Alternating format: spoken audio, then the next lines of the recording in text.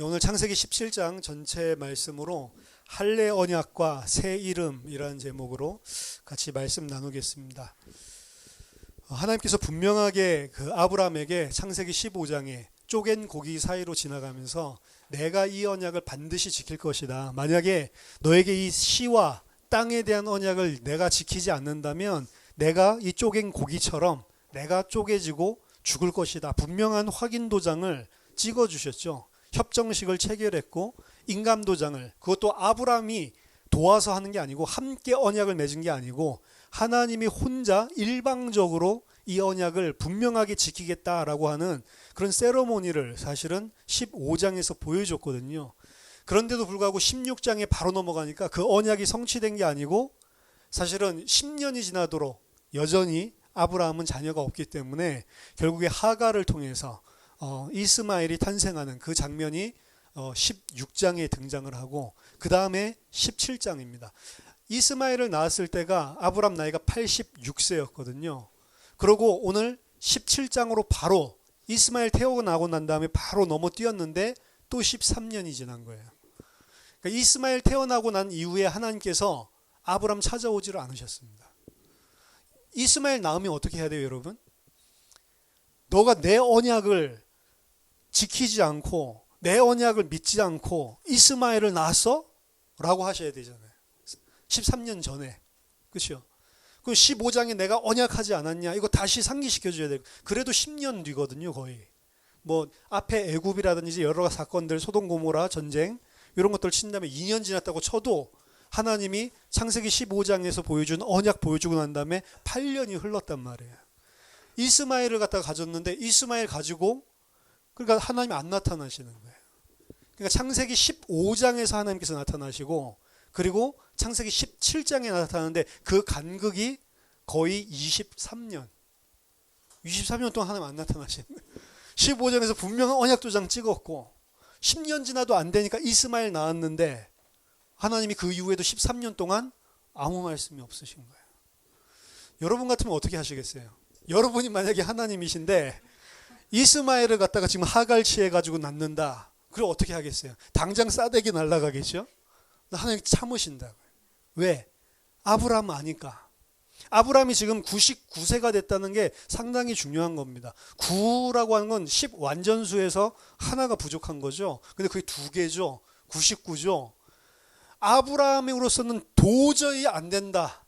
아브라함으로서는 도저히 할 수 없다라고 하는 시간까지 기다리는 거예요, 하나님 편에서는. 근데 아브라함의 입장에서 생각하면 거꾸로 생각해 볼 수가 있습니다. 아브라함은 어떻게 생각했냐? 아브라함에게 지금 99세 때 여호와께서 나타나셨다. 이건 하나님 입장에서 이전에 한 13년 전에는 그래도 좀 생기가 있고 힘이 있어가지고 그래 사라가 아니면 하갈을 통해서 이래가지고 자녀 낳고 이를 통해서 내 씨를 번성케 해야지, 하나님의 언약이 성취되게 해야지, 이런 생각이 아브라함이 있었다면 지금 99세 그리고 오늘 나눈 대화들 나눠보면 이제 아브라함은 나는 더 이상 자녀 가질 수 없어. 이제 뭐 자기 아내만 그런 게 아니고 나는 이제 더 이상 자녀를 가질 수 없어. 힘 빠질 때까지 기다리는 거죠, 하나님이. 약속해놓고 창세기 15장에서 분명하게 언약 체결하고 그러고 23년 흘러서 아브라함이 다 힘 빠져서 이제 나는 더 이상 아무것도 할 수 없다. 이스마엘 그나마 13살. 13살이면은 이제 청소년 이 나이까지 자랄 때 되잖아요. 얼마나 열심히 키웠겠어요. 노년에 본 아들을 그냥 하갈을 통해서 낳았지만 그래도 얼마나 애지중지 그 귀여운 모습들 보면서 키웠겠어요. 그러면서 속으로 생각했겠죠. 아브라함이 하나님께서 아들 주가 있다고 했을 때 오늘 반응 보면 18절에 아브라함이 이에 하나님께 아뢰되 이스마엘이나 하나님 앞에 살기를 원합니다. 그러니까 10년 지났는데 하나님이 안 나타났어요. 그래서 이스마엘을 낳았는데 그 이후에도 하나님 13년 동안 침묵하고 계신 거예요. 그러니까 아브라함이 그동안 어떻게 생각했어요? 아, 하나님이 이런 식으로 내 씨를 낳는다라고 하는 거구나 라고 생각을 하고 있겠죠. 근데 그 아브라함이 낳은 이스마엘은 하나님이 주신 거예요? 자기가 가진 거예요? 물론 생명은 다 하나님 주시는 거지만 자기의 힘이 섞여 있는 거죠. 아브라함은 하나님의 일, 하나님의 언약을 하나님도 이루시지만 내가 뭔가를 도와야 하나님이 언약을 이룰 수 있지라는 생각을 이스마엘 가질 때까지만 해도 가지고 있었고, 거기에 대해서 하나님이 노터치. 그러니까 13년 동안 이삭이 건강하게 잘 자라나는 거 보면서 뭐라고 생각했을까? 아, 얘가 바로 내 씨구나. 계속 이렇게 생각을 했겠죠. 그리고 이제 이스마엘이다 확정 짓고 이제 더 이상 뭐 따르게 할 수 있는 길도 없어. 새로운 씨가 날 그런 것들은 다 막혀버렸어요. 힘 다 빠졌을 때 잊을만 하고 이제 이스마엘 통해서 하나보다 이렇게 하나님의 언약이 성취되는구나 라고 했을 때 하나님이 찾아오신단 말이에요. 그렇죠. 뜬금없이 이스마엘 잘 자라고 있고, 야, 역시 하나님이 이렇게 하갈을 통해서 이렇게 이스마엘을 주시고 하나님의 언약을 성취하는구나 라고 생각하고 있는데 찾아오신단 말이에요. 이 찾아오시는 하나님이 은혜입니다. 사실은 아브라함이 택한 자가 아니면 그렇게 믿고 그런 식으로 신앙생활 하다가 갔겠죠. 지옥으로. 대부분은 어떻게 생각하냐면 하나님이 언약을 이루신다고 생각 안 해요. 하나님이 어떻게, 내가 그래도 나를 도구로 사용해서 내가 어떻게 해야지. 아니, 하나님이 도구로 사용하지 않습니까? 도구로 사용하시죠. 근데 도구로 쓰임받는 사람은 그 생각을 하면 하나님이랑 상관없는 사람이라니까요. 근데 우리는 어떻게 하냐면 항상 하나님의 일을 하고 하나님이 기뻐하시는 일을 하면서 내가 하나님을 도와서 하나님께 내가 내 힘으로 그걸 했다라고 착각한단 말입니다. 그게 하나님의 은혜로 99세 때 찾아오지 않으면 절대로 못 깨닫는 거예요. 그래서 하나님이 은혜 받을 자라, 그리고 하나님께서 택하는 자는 반드시 찾아가셔서 그걸 뒤집어 놓는다니까요. 그래서 아브라함이 99세 될 때까지 참는 거예요. 하나님이. 아브라함이 기다리는, 약속이 이루어지길 아브라함이 기다리는 게 아니고, 제가 한번 말씀드렸죠. 하나님이 지금 기다리고 있다니까. 하나님이 빨리 주고 싶은데 아브라함의 악함 때문에 못 주는 거예요. 그 악함이 뭔데요?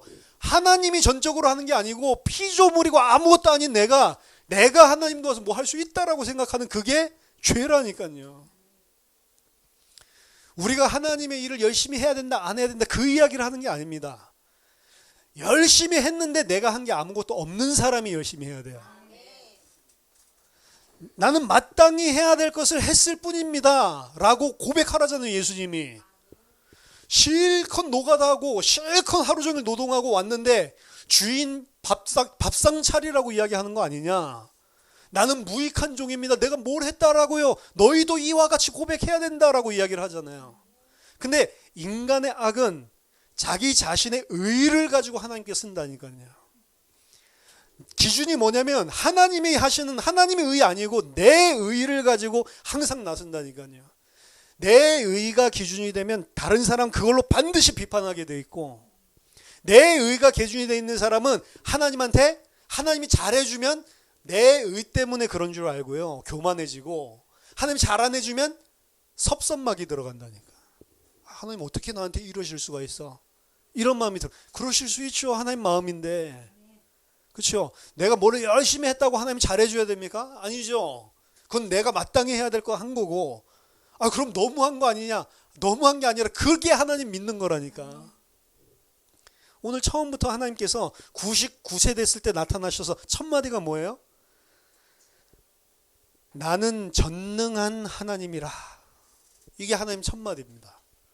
23년 만에 나타나서 첫 번째 주는 메시지가 나는 전능한 하나님, 엘샤다이거든요. 엘샤다이 뭐 이 단어가 중요한 게 아닙니다. 내가 바로 전능자 하나님이다 라고 하는 것부터 이야기하는 거예요. 왜? 아브라함 그 23년 동안 언약 체결을 분명히 하셨는데도 하나님이 전능하셔서 하나님이 약속하신 걸 이루신다라는 사실을 안 믿고 있어요. 그래도 내가 좀 도와야지. 그래도 내가 좀 하나님의 일을 해야지. 그래도 내가 어떻게 가만히 있으면 되냐? 항상 섞여 있죠. 이게 사람이라니까요. 근데 그에게 나는 전능자 하나님이다 라고 선포해놓고 뒤에 보면 두 가지 명령을 주시는 겁니다.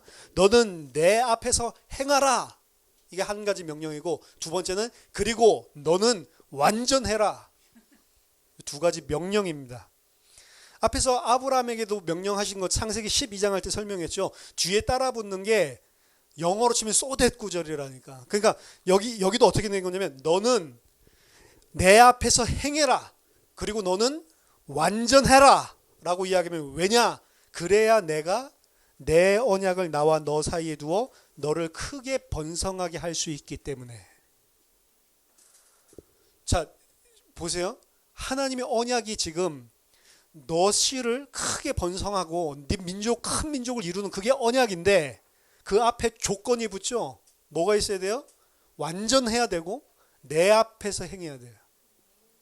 그 두 가지 조건을 붙여요. 그럼 아브라함이 그 조건 이행할 수 있습니까? 그럼 하나님 언약 이행할 필요가 없는 겁니까? 자, 언약에 대해서 생각을 하는데 제일 중요한 개념이 이건 우리랑 관계없는 언약이에요. 그래서 창세전 언약이라고 이야기를 하잖아요.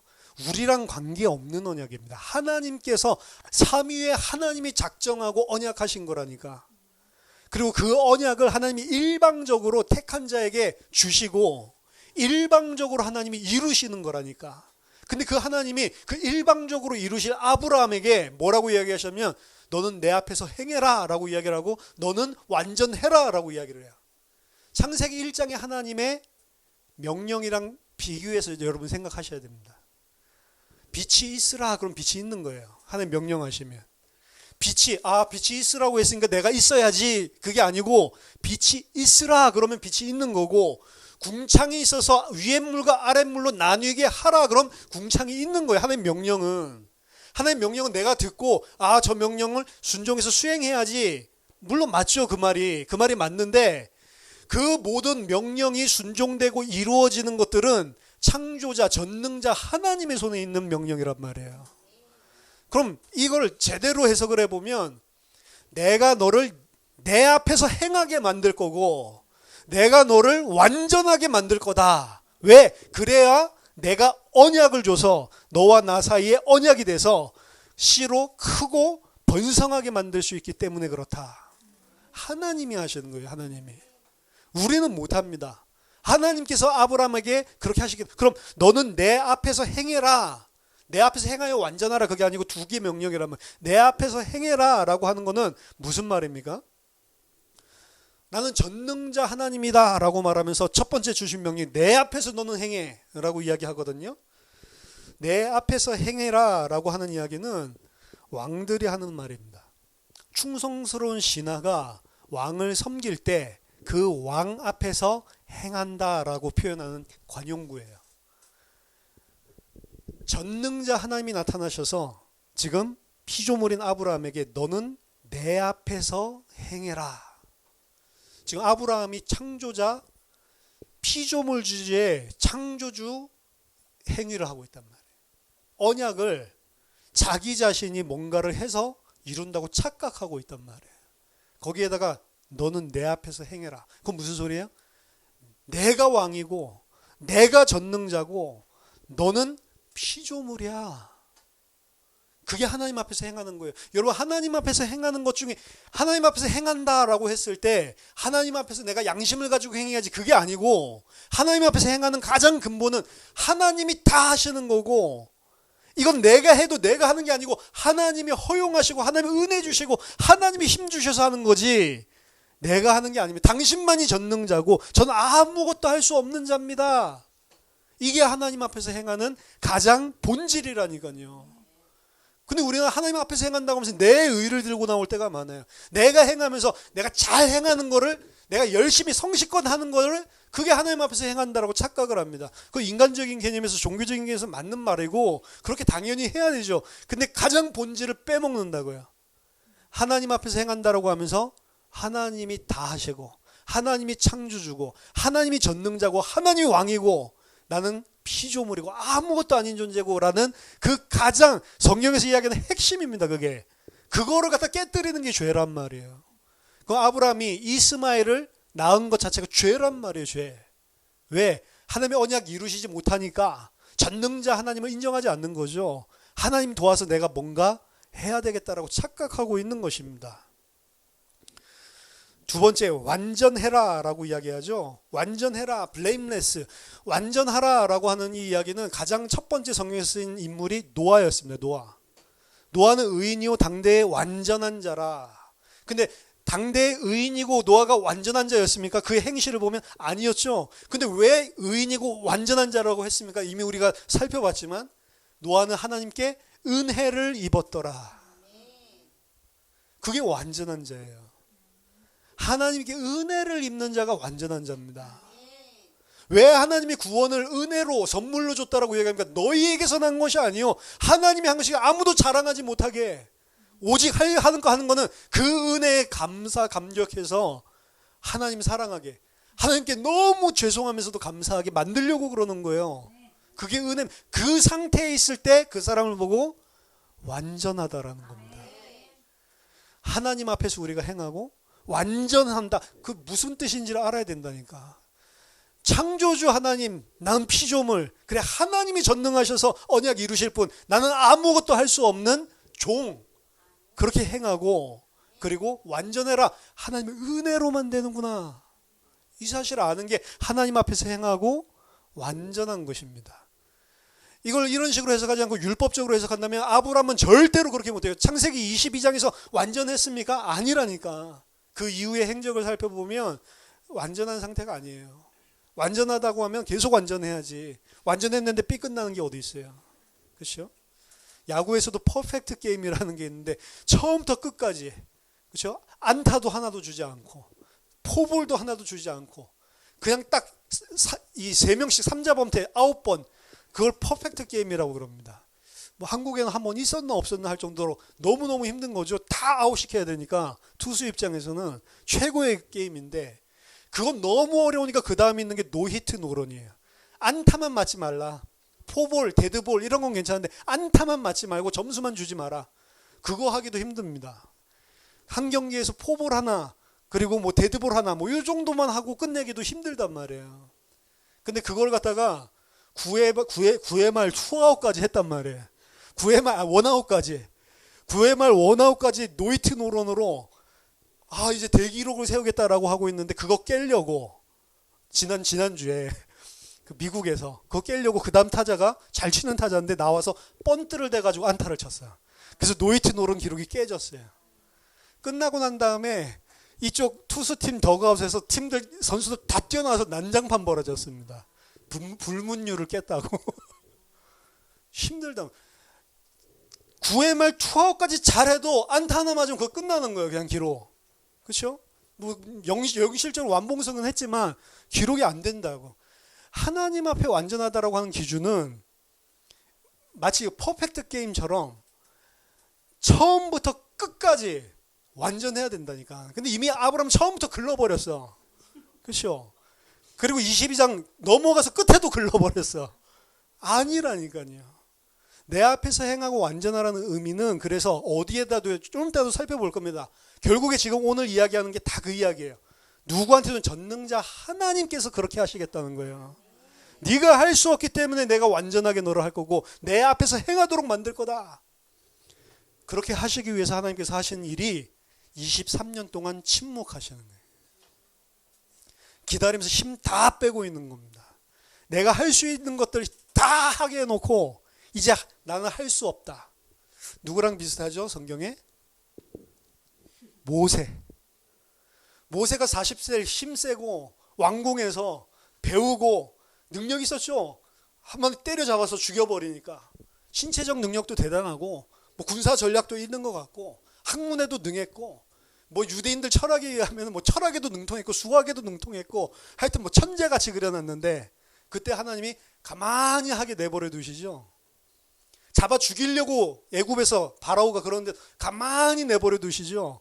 그리고 미디안 강으로 가서 아무것도 이 장인어른 집에 얹혀 살면서 자기 양도 아니에요. 장인어른 양 치면서 힘 다 빼놓고 80살 때 아무것도 할 수 없다. 그 말 할 때 하나님 찾아오시죠. 왜? 너무 빨빨 살아있으니까. 모세가 빨빨 살아있으면 어떻게? 내가 그 애굽에서 배웠던 이 지식 때문에 이스라엘 백성 300만을 끌고 내가 나왔구나. 이렇게 할까봐. 하나님 제일 싫어하는 게 그 죄거든요. 하나님이 다 하시는 건데 계속 내가 했다고 깐죽대는 거예요. 내가 한 것처럼 계속 막 교만하게 굽니다. 여러분 기도응답 받는 사람들 좀 보세요. 기도응답 받으면 지가 뭐 한 것처럼 응답 받은 건데 자기가 뭐 한 것처럼 깐죽대면서 다닌다니까. 그렇죠? 그리고 기도 내가 이렇게 했더니 무슨 하늘의 보좌를 흔드는 기도의 비밀을 내가 가르쳐 줄게. 지가 흔들었다는 거예요. 그래서 받아냈다는 거죠. 뜯어냈다는 거지. 기도 아니죠. 만약 그게 기도라면 그 가짜 하나님이요. 그렇죠? 이름으로는 하나님인데 하나님 아니라니까. 뭐 이슬람도 여호와 하나님 섬긴다. 그 여호와 하나님이에요? 이상한 귀신이지. 그렇죠? 유대인들도 여호와 하나님 섬긴다니까. 근데 성경에서 이야기하는 여호와 하나님은 예수 그리스도로 말미암지 않으면 못 간다니까. 그럼 예수 그리스도 없이 지금 여호와 하나님 만나고 있는 그 여호와 하나님 부르고 있는 그분 누구냔 말이에요. 이상한 귀신이지. 그렇죠? 우상이죠. 나는 전능한 여러분 항상 전능한 하나님. 전능한 하나님 할 때 제가 오늘 이렇게 말씀 풀어드린 것들을 전능한 하나님. 내 앞에서 행해라. 하나님 앞에서 행한다는 게 무슨 말인지, 완전하게 우리가 하나님 앞에 산다는 게 무슨 말인지 이거를 기억하시기 바랍니다.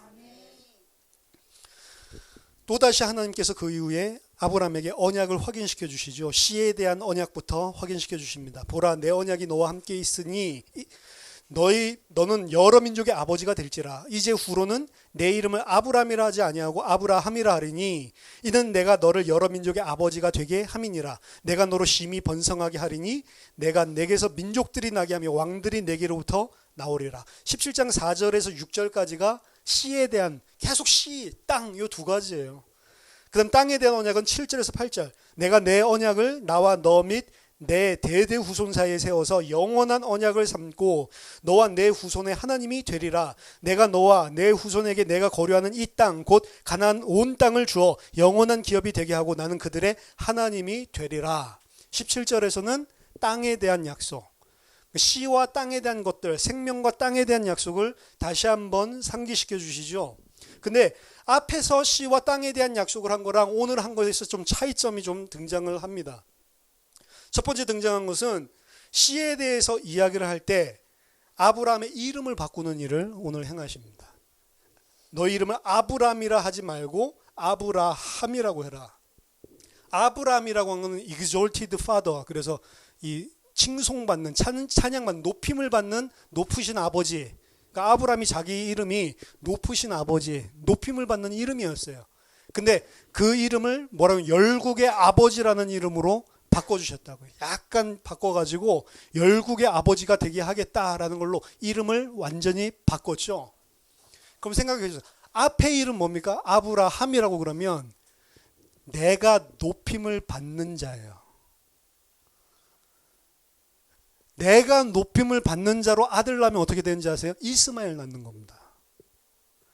하나님이 주셔서 아들 낳고 이삭을 낳으면 열국의 아버지가 되지만 왜? 그건 하나님이 전능자고 하나님이 다 행하신 거기 때문에 내가 행해서 아들 낳으면 우리는 이스마엘이 된다. 이스마엘.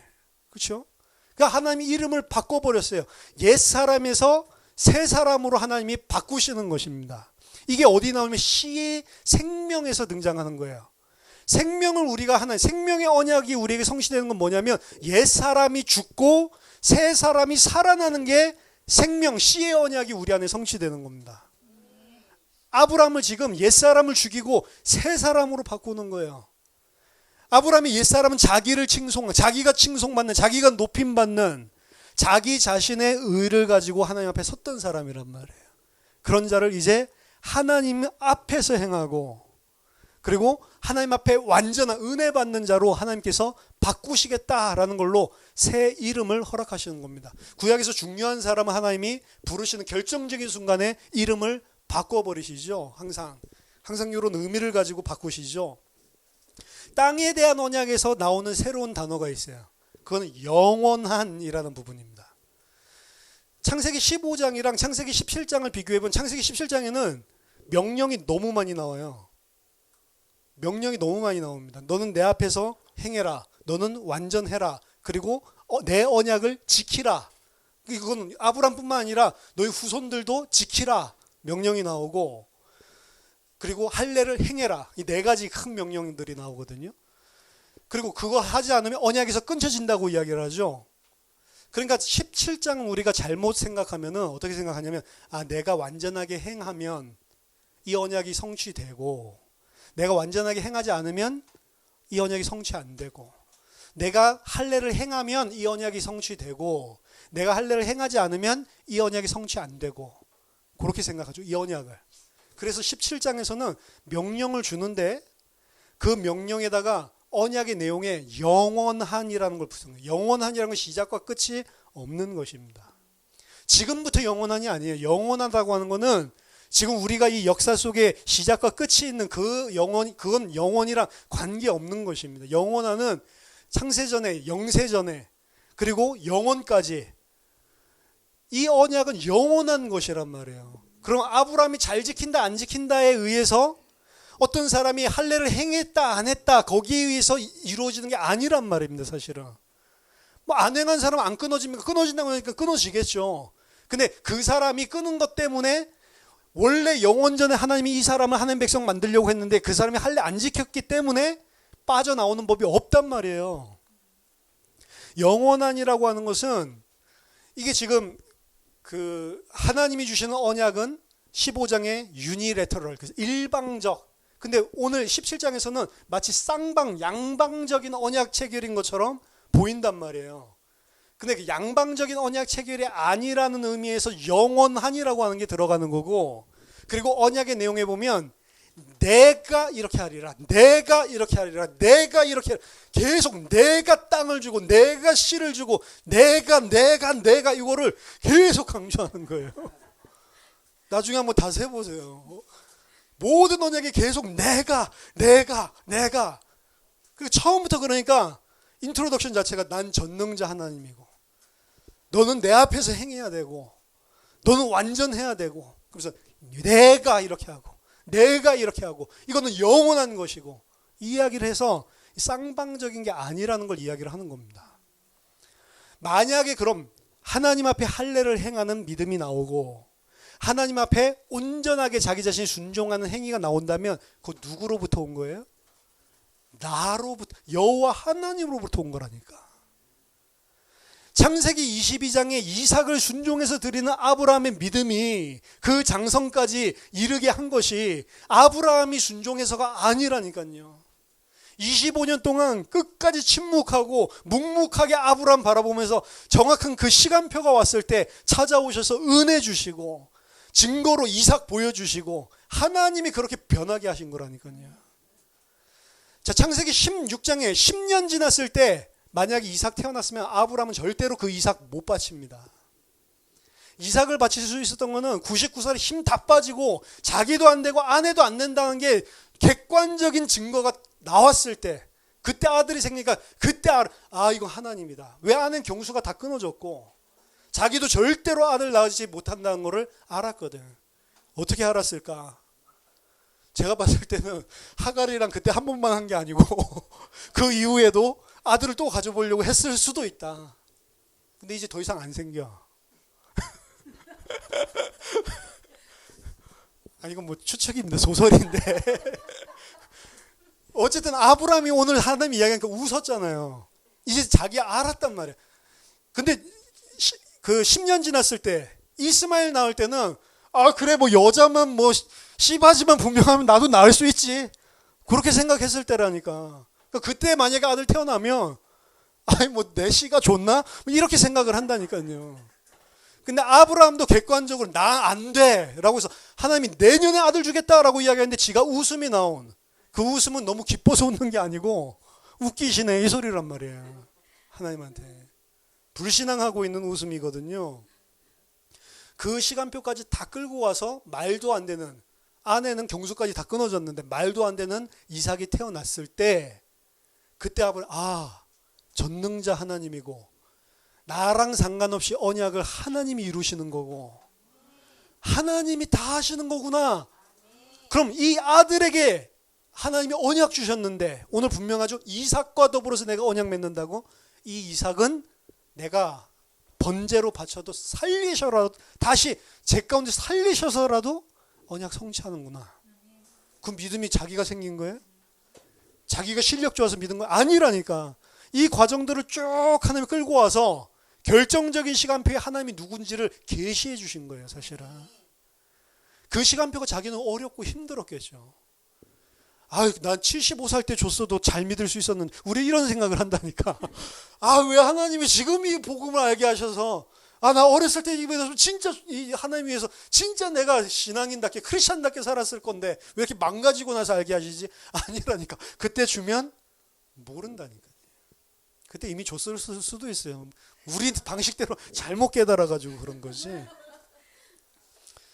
하나님이 이름을 바꾸시고 영원한 언약, 이건 네가 하는 게 아니고 영원 전부터 내가 계획한 나의 작정에 의해서 성취되는 언약이다라는 걸 보여주면서 내가 하겠다라고 하는 것을 17장에서 분명한 것으로 보여주고 있습니다. 그러면서 영원한 언약의 표징을 행하라고 하면서 할례를 행하라고 하죠. 9절에 하나님이 또 아브라함에게 이르시되 그런즉 너는 내 언약을 지키고 네 후손도 대대로 지키라. 너희 중 남자는 다 할례를 받으라. 이것이 나와 너희와 너희 후손 사이에 지킬 내 언약이니라. 너희는 포피를 베어라. 이것이 나와 너희 사이에 언약의 표징이니라. 너희의 대대로 모든 남자는 집에서 난 자나 또는 너희 자손이 이방 사람을 돈 주고 사온 자를 막론하고 난 지 8일 만에 할례를 받아라. 너희 집에서 난 자든 돈으로 산 자든 다 할례를 받고 이 언약이 너희 살에 있어 영원한, 여기도 또 영원한 언약이 되려니와 할례를 받지 아니한 남자 곧 그 포피를 베지 아니한 자는 백성 중에서 끊어지리니 그가 내 언약을 배반하였음이니라. 자, 이 할례라고 하는 거는 아브라함에게 처음 언약으로 하나님께 영원한 언약의 표징으로 하나님께서 주시는 것인데, 할례라는 거는 사실 이방 사회에 다 있었습니다. 아브라함은 안 행했는데 이미 애굽이라든지 그리고 가나안이라든지 아수르라든지 이런 데 다 할례를 다 행했어요. 오히려 가나안 땅에 살고 있는 열 족속들 있죠. 그 사이에서는 이 할례를 안 한 사람이 이상한 거라고. 그래서 블레셋 보고 항상 욕하죠. 이 할례도 받지 못한 개 같은 것들이, 할례 받지 못했다는 거는 블레셋 사람들한테만 쓴다고. 그러니까 블레셋 사람들만 할례를 안 했지 다른 사람들 다 할례를 행하고 있었단 말이에요. 바벨론은 할례를 행하지 않았다고 그럽니다. 그러니까 아브라함이 어디서 왔어요? 메소포타미아에서 왔죠. 그러니까 아브라함에게는 생소한 이런 거지만 다른 사람들 다 사실은 할례를 행하고 있는 거예요. 그 왜 할례를 갖다가 행하라고 하느냐? 아침에 우리 오줌 누러 가니까 아침마다 언약 확인하고 자나깨나 잊지 말고 언약 확인하고 이러라고 할 수 있는데, 일단은 표징이라고 그랬는데, 할례라고 하는 것은 남자의 포피를 베는, 생식기 포피를 베는 그것도 할례라고 하지만, 이사야서라든지 예레미야서를 보면 가나안 땅에 들어갔을 때 포도나무를 전정해 주는 것을 할례라고 이야기를 합니다. 전정을 왜 해주죠? 씨가 잘 맺히라고 해야 되는 거죠. 포도알이 굵게, 그리고 튼튼한 포도들. 안 그러고 이 싹나고 꽃난 것들 전부 다 살려두면 전부 다 영양분을 갖다가 조금씩밖에 못 나눠 가지니까 아예 잘라서 영양분을 튼튼한 놈에게 아예 몰빵을 시켜주는 거죠. 그래야 튼실한 이런 과실이 나니까. 그러니까 전정을 해주지 않으면 올바른 열매를 맺을 수가 없는 것입니다. 그렇죠? 항상 가지치기를 해줘야 되죠. 그 가지치기 하는 거랑 할례랑 똑같은 단어란 말이에요. 그 포도나무가 할례를 받는다라고 이야기를 하고 과수가 할례를 받는다고 성경에서 이야기를 하는 거예요. 그러니까 상징적인 의미는 이겁니다. 왜 할례를 행하죠? 생신력, 번식력이, 생산력이 커지게 하기 위해서. 그러니까 여기 할례를 행하는 것 또한 가지치기 같은 거예요. 그러니까 상징적으로 본다면 이제 내가 너를 생산력을, 생식력을 분명하게 주겠다라는 사인이죠. 그런데 이 사인 자체가 영원한 사인이라고 이야기했어요. 아까 그것도 맞는 이야기입니다. 남자의 생식기에 가장 어떻게 보면은 치명적인 부분이기도 하고, 그리고 또 생육하고 번성하기 위해 가장 필요한 부분이죠. 그 부분의 일부분을 잘라버리라고 하는 거예요. 그 잘라버리라고 하는 거는 생식기의 일부분이지만 생식기를 자르는 죽음과도 방불한 것입니다, 사실은. 이게 사실은 하나님을 믿지 않으면 못하는 게 할례예요. 성경에 보면 할례를 행한 것들이 여러 번 나오는데, 길갈에서 행한 할례 여러분 기억하세요? 애굽에서 나오고 나서 광야길 가는 동안 태어난 아이들은 할례를 못했어요. 할례를 못하고 얘네들 벌써 40년이 지났으니까 40살 된 사람도 있고 30살 된 사람들도 있고, 가나안 땅에 들어가서 지금 여리고랑 전쟁을 하려고 그러는데 길갈에서 보니까 아무도 할례를 안 했네. 그러니까 하나님이 대대적으로 지금 이것들이 미쳤나? 다 할례 행해라 라고 이야기하거든요. 그래서 여리고 전쟁 전에 길갈에서 전부 다 할례를 행하는 일이 벌어집니다. 근데 그 길갈이랑 여리고랑 거리가 얼마나 되게요? 2km. 여러분 말이 돼요? 지금 전쟁할 적국 앞에서 남자들 전부 다 할례 행하고 움직이지도 못하고 끙끙 앓고 있는 거예요. 생명 걸고 해야 되는 거예요. 할례가. 뭘 믿어야 돼요? 하나님 언약을 믿어야 되는 거예요. 하나님이 이 전쟁을 하시는 거고 하나님이 이 언약을 성취하는 거지 내 힘은 아무것도 없다라고 인정할 수 있어야, 그 믿음이 있어야 길갈에서 할례를 행할 수가 있는 거예요. 할례 행했다가 여러분 몰살당해서 죽는 거 나옵니다. 성경에. 세겜 족속이 디나를 갖다가 강간했다가 그 형들이 와가지고 그 오빠들이 와가지고 할례 행하면 내가 결혼시켜 줄게 라고 하니까 남자들 다 할례 했다가 가가지고 전부 다 몰살시켜서 죽여버리죠. 그걸 역사로 알고 있는 사람들이에요, 이스라엘이. 근데 여리고 바로 앞에 2km면 먼 게 아닙니다, 여러분. 2km 바로 앞에서 2km면은 행군으로 가도 30분이라니까. 그럼 말 타고 가면, 뛰어가면, 그러면 10분, 15분, 10분도 안 걸려요, 그렇죠? 1km 뛰는데 보통 3분 걸리니까. 그 거리에 있는 곳에서 모든 남자들은 다 할례하면 하루 만에 일어납니까? 아니잖아요. 이틀 지나고 사흘 지나면 더 아프잖아요. 그러니까 세겜 칠 때도 사흘인가 지나가지고 치러 가잖아요. 그러니까 말도 안 되는 짓을 하고 있는 거죠. 정탐꾼이 만약에 지금 남자들은 전부 다 걷지도 못하고 끙끙거리고 있습니다. 이거 알았으면 나와서 죽이면 몰살이라니까요. 몰살. 그게 할례입니다. 그거를 하나님이 일부러 길갈에서 행하게 한다고. 희한하죠? 생명 내놓으라. 뭐에 대한 생명이냐? 이 전쟁은 하나님이 하시는 거지 내가 하는 거 아닙니다. 그거 믿냐라고 하는 거예요. 아브라함에게 행한 것도 마찬가지입니다. 자신의 생식기 일부지만 생식기를 자르는 것과 마찬가지예요. 하나님께서 행하시는 거다. 너의 생식 능력으로 하는 게 아니다.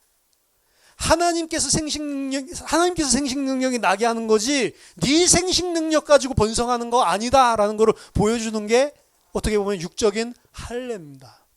그래서 육신적인 할례를 행하는 것 같지만 영적인 의미는 내가 하는 게 아무것도 없고 하나님이 하시는 겁니다. 이게 할례의 본질이에요.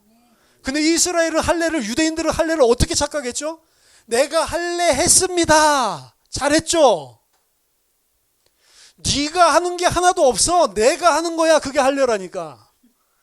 근데 나는 할례 했어요. 저놈 할례 안 했어요. 나는 할례 했는데 내가 했어요. 말이 돼요?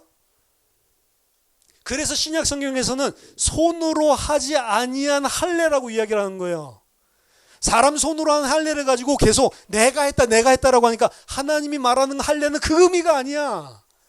하나님께서 행하시는 것인데 육신의 포피를 제하여서 너의 마음에 굳어진 마음을 제하여서 네 마음속에 새 영을 부어주는 게 할례야 라고 이야기를 하는 겁니다. 그게 성경에서 말하는 진정한 할례란 말이에요. 빌립보서 3장 3절에 하나님의 성령으로 봉사하며 내가 하는 게 아니고 하나님이 성령으로 봉사한다. 내가 할례 행하고 내가 율법 행하고 내 힘으로 행하는 게 아니고 성령으로 봉사하며 그리스도 예수로 자랑하고 육체를 신뢰하지 아니한 우리가 곧 할례파다. 이게 할례라니까요. 할례.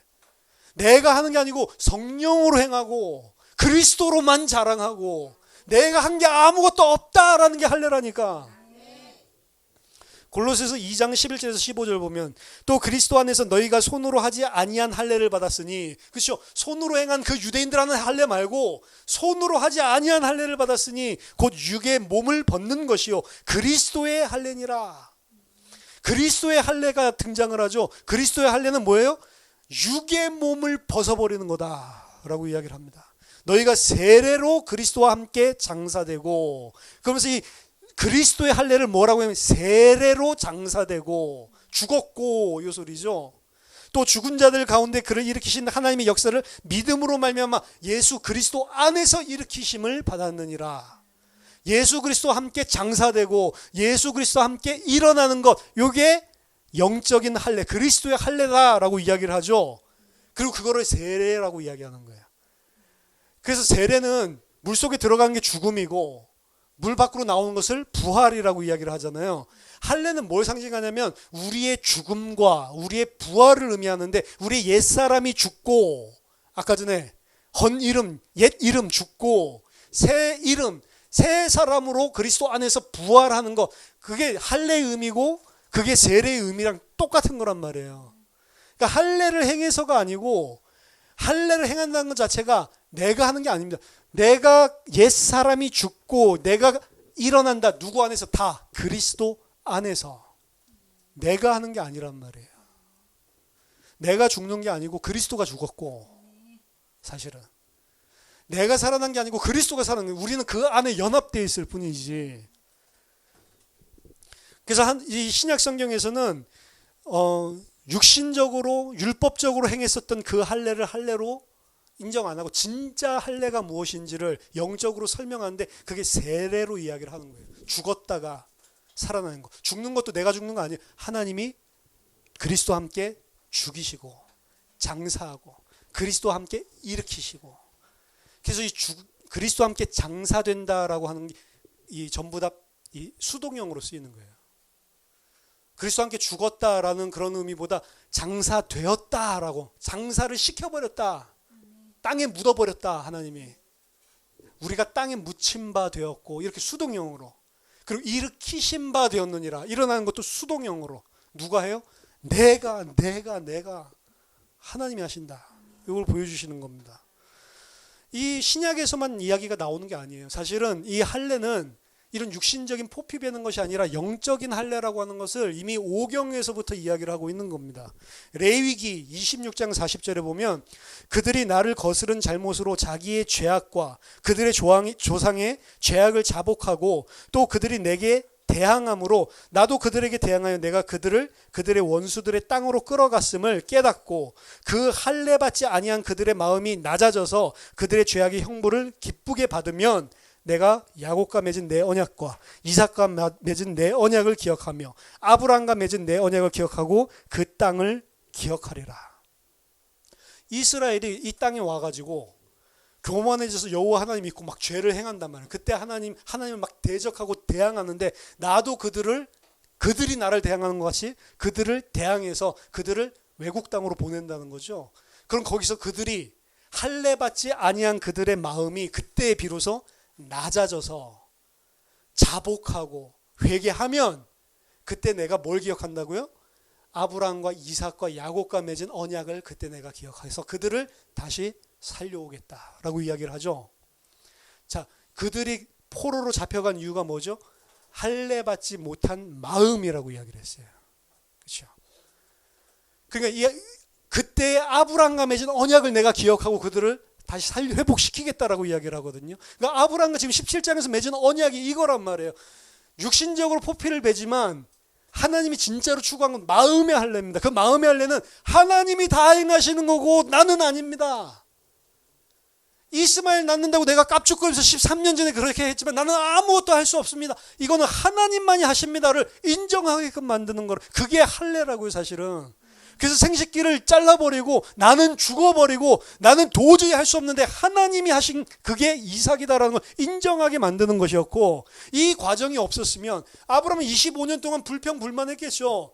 근데 아브라함에게 25년 후에 이 결정적인 이 시간표에 하나님이 이삭을 주지 않았으면 아브라함은 이삭은 얻을지언정 마음의 할례는 못 받게 되는 것입니다. 하나님의 핵심은 마음의 할례를 받게 하는 거예요. 정말로 하나님과 영원히 함께 할 수 있는 자. 그래서 옛사람이 죽어버리고 새사람, 옛사람의 모습이 이스마엘 낳는 16장이라니까요. 이제 새 사람이 될 수 있는 시간표가 드디어 온 거예요. 왜? 아브라함이 나는 할 수 없다라고 생각이 들었단 말이에요. 이전에는 하나님이 아들 준다 그러면 아멘 했는데, 오늘 아들 준다고 하니까 웃죠. 하나님이 절대로 할 수 없다는 웃음이라니까. 웃기시네. 잊을만 하면 나타나서 또 준다 이러고 있어요. 나중에 그 웃음이 진짜 웃음으로 바뀌게 된다. 하나님을 비웃었을 때 제가 하나님 같으면 한 대 패버릴 건데, 하나님은 알고 있으니까 참고, 그게 이삭 낳고 나서 나중에 21장에 웃음으로 바뀌죠. 막 살아가. 진짜 웃음. 그건 응답받고 하나님을 확인했을 때 나타나는 웃음. 우리의 그 경멸하는 하나님을 조소하는 그런 웃음을 하나님 참고 다 참아내시고 다 겪으시고 뭐라 하지 않고 본인이 다 받으시고 우리를 진짜 행복해서 감사해서 웃을 수 있는 자로 만들어가는 겁니다. 그것 때문에 기다리는 거예요. 아들 주는 게 목적이 아닙니다. 아브라함을 새 사람 만드는, 아브라함을 아브라함 만드는 게 하나님의 목적이기 때문에 그렇습니다. 어떻게 보면 우리가 오래 참고 기다리는 게 아니고 하나님이 오래 참고 기다리는, 그래서 성경에서 여호와는 오래 참고 너희를 기다린다라고 이야기를 하는 겁니다. 왜? 자녀 만들려면, 자녀를 바른 길 가게 하려면은 자녀가 올바르게 해야 되는 것 같지만 사실은 부모가 중요해요. 부모가 어떻게 하느냐에 따라서 자녀가 다 바뀐다니까. 후천적인 게 엄청나게 중요합니다. 일란성 쌍둥이더라도 옛날 실험 보고서 같은 것들이 있죠. 전혀 다른 부모 밑에서 자라면 완전 다른 애가 돼버린다니까. 타고나는 유전자, 타고나는 뭐 이런 능력, 선천적인 능력보다 후천적으로 무엇을 배우고 무엇을 굉장히 중요하단 말이에요. 여러분 요즘에 아이들 기 세워준다고 아이들 오냐오냐 다 하죠. 만약에 식당 갔는데 물 엎질르고 막 뛰어다니는데 종업원이 뭐라고 하면 난리 나죠. 감히 누구 아들한테 지금 하나밖에 없는 내 새끼 이렇게 이야기하죠. 옛날 같으면은 종업원이 뭐라고 하면 애를 갖다가 두들겨 팰 건데, 그 두 가지 교육 방식이 있대. 두 가지 교육학의 대가들이 있는데 한 명은 뭐냐면 아이들의 인격을 존중해 주는 거예요. 그래 네가 다 맞다. 그리고 다 할 수 있다. 그리고 아이들이 뭐 물어보거나 아이들이 잘못을 하면 이해될 때까지 이야기해 주는 거예요. 혼 안 내고 안 때리고. 하나는 잘못했다 그럼 무조건 때려. 혼내고. 이것도 이제 그 두 훈련을 이제 그냥 한 게 아니고 아이 대가들이 되놓은 이런, 지금 말하자면 이 전자의 이야기한 게 요즘의 교육 모델이잖아요. 근데 점점 개판돼 간다고 안 느껴지십니까? 이렇게 키우고 이렇게 키우고 완전히 극과 극으로 키운, 하나는 잘못하면 무조건 두들겨 패. 그래서 고쳐. 이유? 그런 거 필요 없어. 그거 잘못이야. 고쳐. 하나는 이게 왜 잘못된 것이냐면 계속 아빠가 2시간이고 3시간 설명해 주는 거예요.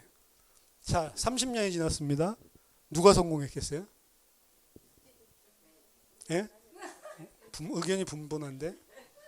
두 번째, 두들겨 패네. 얘는 어떻게 됐냐? 마약 중독자. 완전히 사회 부적응자. 왠 줄 아세요? 얘가 사회 나가면 2시간, 3시간씩 붙잡고 이해시켜 줄 사람이 없어요. 자기 아버지가 사랑하니까 그렇게 해주지. 사회 나가보세요.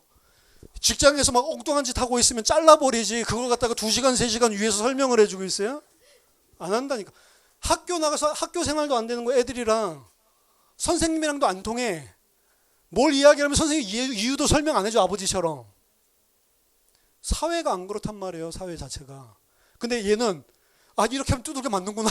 어려서부터 이 사회에 철저하게 적응돼 있어. 그래서 약간 눈치 보고 선생님 약간 화났다 싶으면 막 똑바로 하고. 이런 얘는 완전 모범생으로 잘 자란다니까. 그 성경에서도 패라고 그러는 거예요.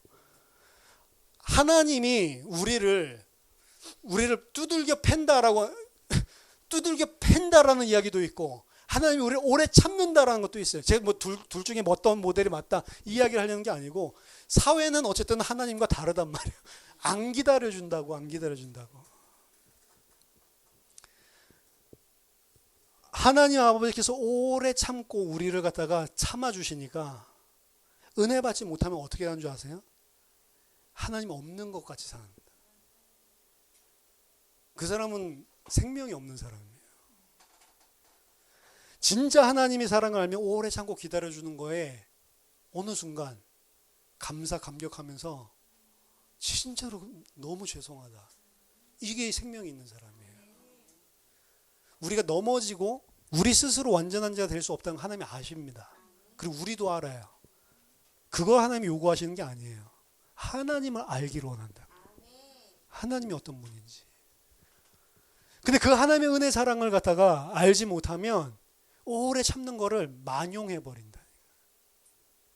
오래 참고 기다리실 때 하나님 얼마나 나를 사랑하시는가 이렇게 하는 게 아니고, 그 사랑을 조금이라도 나서 탁 부딪히죠. 그럴 때마다 우리의 삶에서 그 행동이 반드시 나오게 되어 있습니다. 자, 구원과 행위는 같은 거 아닙니다.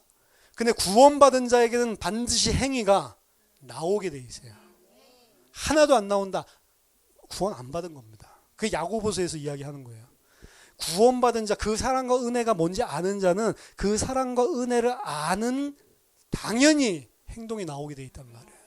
이전에 아브라함은 자기 자신 내세우고 자기 자신이 칭송받는 exalted father였단 말이에요. 근데 하나님의 은혜를 알고 난 다음에 하나님께 내가 순종해야 되는, 하나님 앞에서 행해야 되는, 하나님이 왕이고 나는 종. 그리고 하나님께서 이 모든 것을 행하시는구나. 그 은혜를 받은 완전한 자. 그게 완전한 자라고 했죠. 그 사람의 모습이 나오는, 그 모습이 나온 게 창세기 22장이란 말이에요. 창세기 22장이 나왔다고 해서 영원히 그 모습 가지는 거 아니면 또 튀어나와요. 또 옛자아가. 이 땅에 붙어있는 동안에는 완전한 성화가 없습니다. 그렇다고 해서 성장이 없냐? 성장은 반드시 있다니까.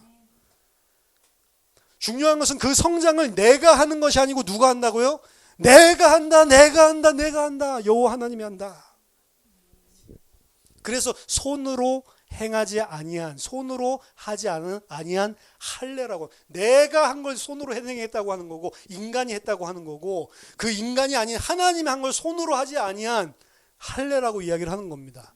이 손으로 했다, 손으로 하지 않았다라고 하는 이야기는 예수님이 성전 이야기하면서도 이야기하셨어요. 마가복음 14장 58절에 우리가 그의 말을 들으니 손으로 지은 이 성전을 너희들이 헐고, 내가 헐고, 손으로 짓지 아니한 다른 성전을 내가 3일 만에 세우겠다. 예수님이 한 거거든요. 손으로 지은 성전이 있고 손으로 짓지 아니한 성전이 있죠. 고린도후서 5장 1절에도 보고, 만일 땅에 있는 우리의 장막 집이 무너지면 하나님께서 지으신 집 곧 손으로 지은 것이 아니요 하늘에 있는 영원한 집이 우리에게 있는 줄 아노라. 우리 육체를 이야기하는 거고, 그리고 우리가 거할 터를 이야기를 하는 겁니다. 우리가 거할 곳은 손으로 짓지 아니한 영원한 곳이란 말이에요.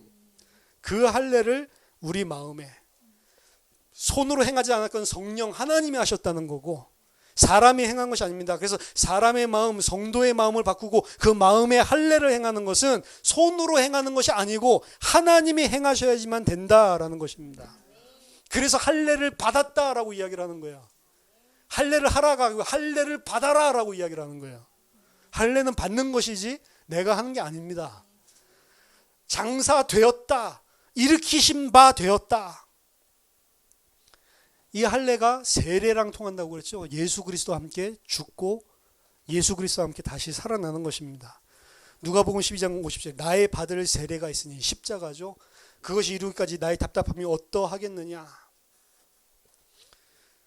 자, 오늘 또 이 약속에 차이점이 있는데, 오늘 너무 기네요. 여기까지 하겠습니다. 나눠서 해야 될 것 같아요.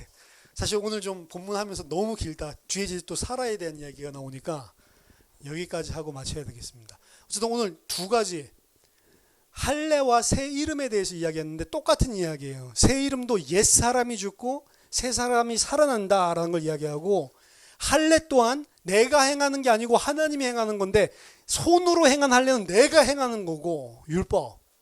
손으로 행하지 아니한 할례가 있는데 하나님이 원하시는 할례는 이 할례, 이게 영원한 할례란 말이에요.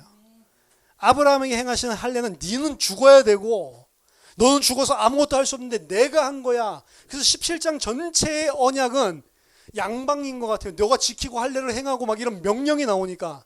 근데 17장에서 말하는 건 정반대 이야기입니다. 내가 다 행하겠다는 거예요. 너는 네가 할 수 있다고 하지 말라는. 그래서 99세에 나타나신 겁니다. 불완전한 아브라함에게, 완전 불완전한 아브라함에게 절대로 나는 할 수 없다. 그 날, 그 시간표에 하나님 찾아오셔서 언약을 주시는 것입니다. 오늘 두 가지만 이렇게 기억을 하시면 될 것 같아요. 새 이름, 할례. 새 이름, 할례. 요 두 가지가 똑같은 이야기를 하고 있는 겁니다. 그렇죠? 하나님께서 내가 전능자다. 내가 전능한 하나님이다. 너는 내 앞에서 행해라. 너는 완전해라. 근데 그거 어떻게 해요? 할례 기억하시고 새 이름을 기억하시라. 저와 여러분들이 진짜 하나님의 은혜가 무엇인지 알고 진짜로 여호와 하나님 앞에 나는 피조물이요, 하나님 앞에 당연히 갖춰야 되는, 새하늘의 새 땅에 살려면 당연히 배워야 되는 그 하나님의 자녀로 승리하는 참된 믿음의 사람 되시기를 예수 이름으로 축원합니다. 하나님 아버지, 은혜를 감사드립니다. 하나님을 모르고 나 자신이 하나님 되어서 나 자신이 하나님의 일을 하겠다고 나의 가치를 내세우고 내 힘을 하나님 앞에 자랑하는 그런 우리 죄인들을 오랫동안 참으시고 은혜를 베푸셔서 하나님 앞에 무릎 꿇고 오직 하나님만 인정하고 그분께 순종하는 하나님의 백성으로 우리를 인도해 나가심을 너무나 감사드립니다. 하나님, 우리 힘으로 할 수 없사오니 하나님께서 우리에게 은혜를 주시고 말씀을 주시고 깨닫게 하셔서 하나님 앞에 완전하게 행하고 하나님 앞에 행하는 하나님의 사람들 다 될 수 있도록 성령으로 은혜를 베풀어 주시옵소서.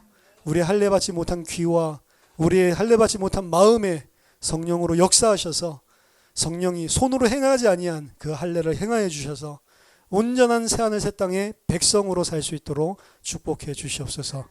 예수 그리스도 이름으로 기도하옵나이다. 아멘.